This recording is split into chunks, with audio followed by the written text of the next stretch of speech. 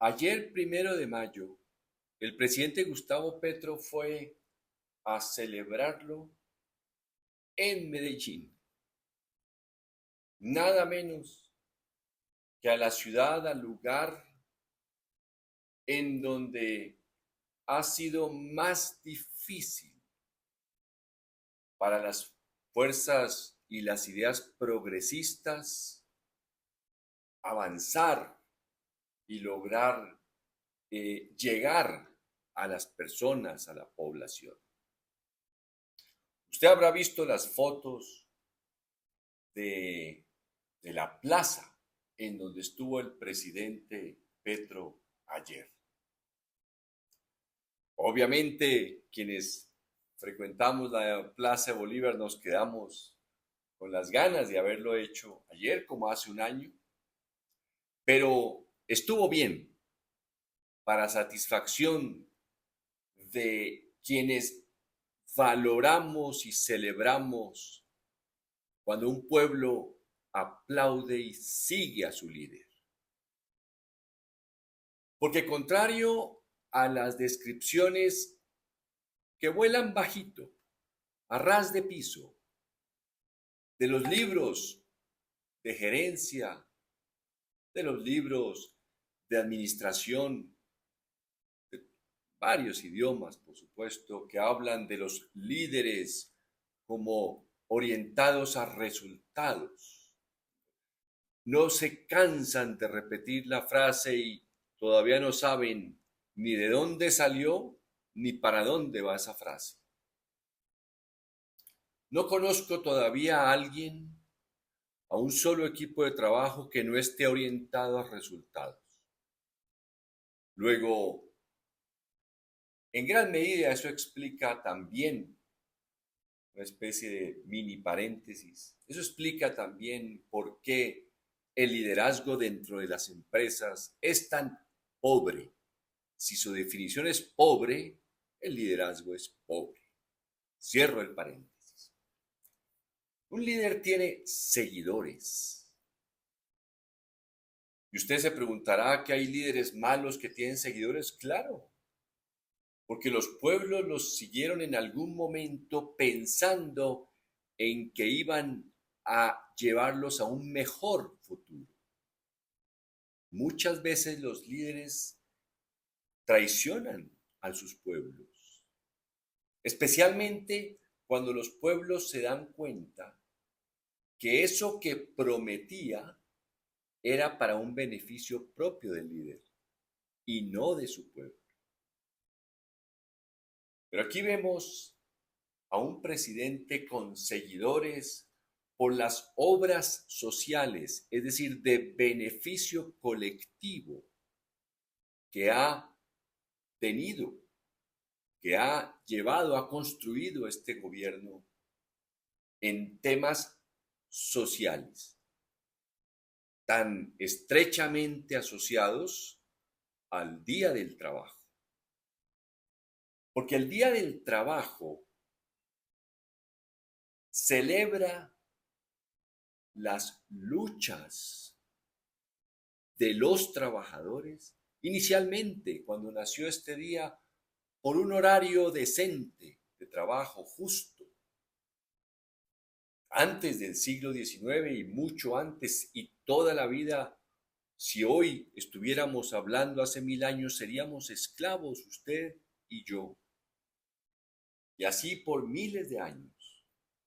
Pero gracias a las luchas de los trabajadores, dentro de los cuales había mucha variedad de personas, y entre todos ellos construyeron el vigor de la izquierda, del progresismo, del socialismo, se llegó al empleo.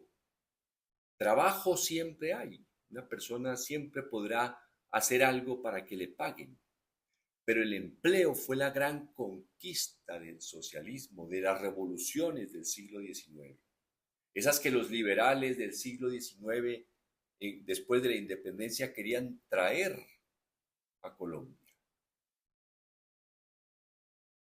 Eso es lo que se celebra, esas conquistas, el empleo, por lo tanto, una figura, un contrato que especifique la protección al trabajador, porque el trabajador es una fuerza social, una fuerza económica. ¿Cómo no se va a cuidar al trabajador si se cuida un computador, si se cuida un celular, si se cuida un escritorio? Eso es lo que se celebraba ayer. Por eso Estados Unidos, que es un país tan opuesto por naturaleza al progresismo, no celebra el Día del Trabajo ayer, lo celebra el primer lunes de septiembre, como quien dice, estamos muy lejos, a meses, simbolizando años luz de las ideas del progresismo. Miren los problemas en los que está Estados Unidos ahora.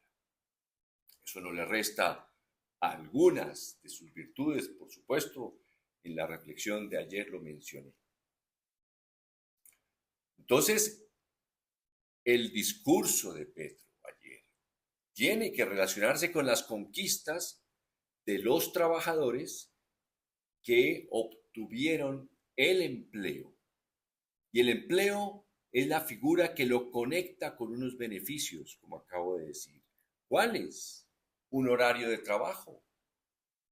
Mencionó la reforma laboral de hace un año que cada vez da más beneficios, recuperó algunos beneficios perdidos. Colombia alcanzó a tener una legislación algo progresista, pero esta, esta moda igualmente superficial del neoliberalismo logró, con el beneficio y el apoyo de los grandes grupos de la clase dirigente colombiana, ir golpeando y reduciendo lentamente esos derechos de los trabajadores materializados en el empleo. De la reforma a la salud habló. ¿Por qué la tienen bloqueada en el Congreso? Por lo mismo, porque perjudica a grupos de la clase dirigente. Habló de la reforma pensional. ¿Por qué la tiene bloqueada una de las cortes? Porque perjudica a uno de los grupos de la clase dirigente, de la clase que ha gobernado, de las élites, digo aquí muchas veces como ellos quieran llamarse, les llamaremos. Habló de la reforma laboral, por supuesto, del horario de trabajo, de los beneficios de un horario que permita compartir con la familia, el esparcimiento, la cultura. Entonces, eso es un líder. Para el caso nuestro y para el caso de Gustavo Petro, no nos andemos buscando en una librería a ver en cuál estilo de liderazgo está descrito en cuál libro. A ver, busquemos el libro en el que esté descrito el estilo de liderazgo. Usted lo puede definir fácilmente.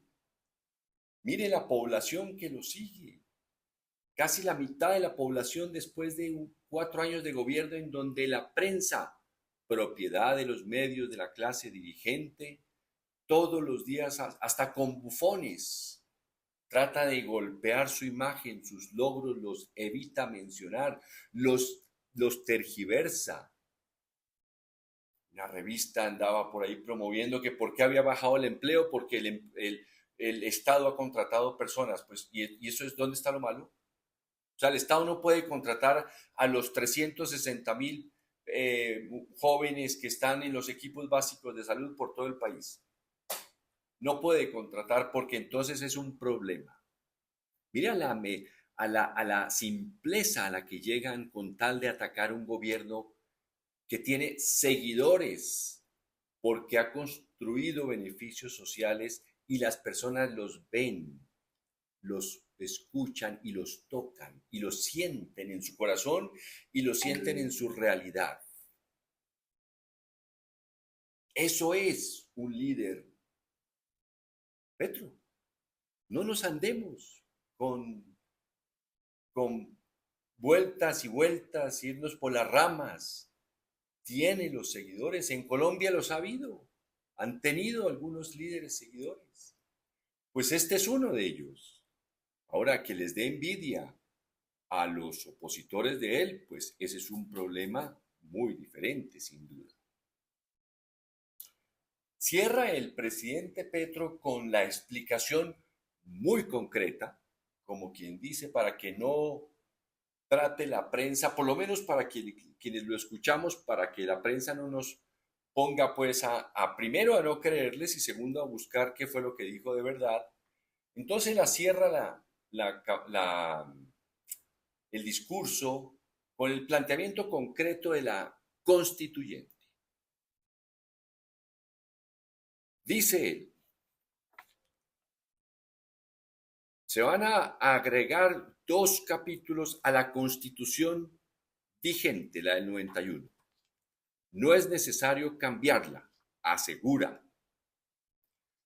Primer capítulo, cómo promover, con qué artículos redactar para que el Congreso,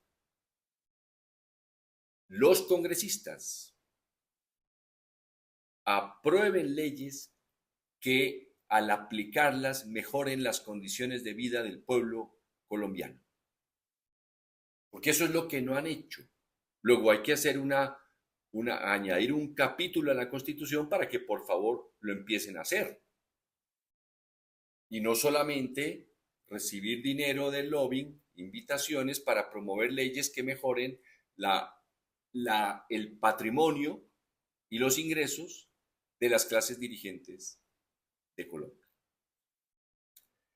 Y por supuesto el otro capítulo es cómo desintoxicar la clase política colombiana.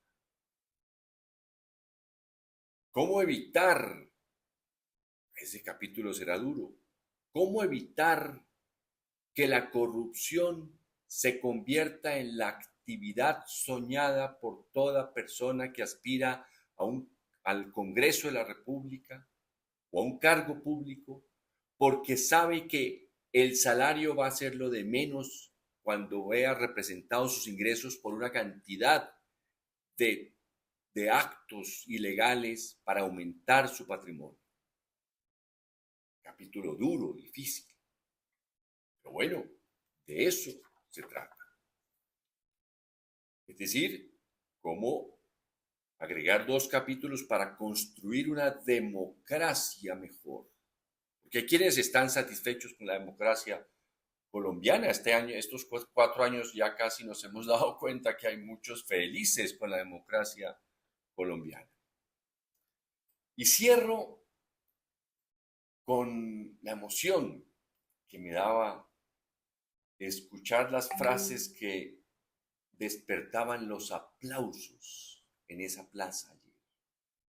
Cuando él hablaba del Estado social de derecho, cuando hablaba de que este gobierno ha logrado que las familias, muchas familias, falta mucho, tengan más comida en su alacena, más dinero en su bolsillo para consumir, para prosperar, para ahorrar. Eso irrita a la oposición, sin duda, a los célebres economistas tan ligados a las fórmulas que buscan que la economía esté sana, pero que la gente esté pobre. Cuando habló de la reforma laboral, la pensional, del trabajo, un momento en que parecía que él iba a acabar su discurso y las personas decían, no, queremos más palabras, más frases, que nos hable más. Y las personas que estaban al lado de él le decían, no, usted no puede terminar todavía, tiene que hablar más. Él tenía preparado, pero parecía en ese momento. Y obviamente, cuando planteó que ojalá la reforma siguieran, la gente que estaba ahí escuchándola atentamente dijo, Cepeda, Cepeda, Cepeda, Iván Cepeda es quien los puede continuar esas obras que ya han comenzado. Hasta la próxima.